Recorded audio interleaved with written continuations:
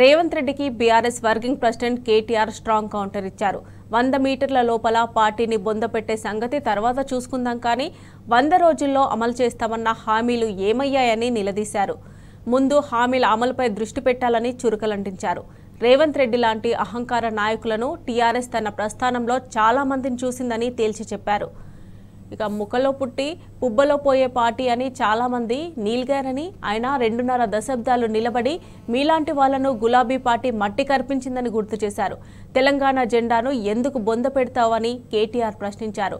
తెలంగాణ తెచ్చినందుక, లేక తెలంగాణను డెవలప్ చేసినందుక, లేక కాంగ్రెస్ను దొంగ హామీలను ప్రశ్నిస్తున్నందుక అని కౌంటర్ ఇచ్చారు.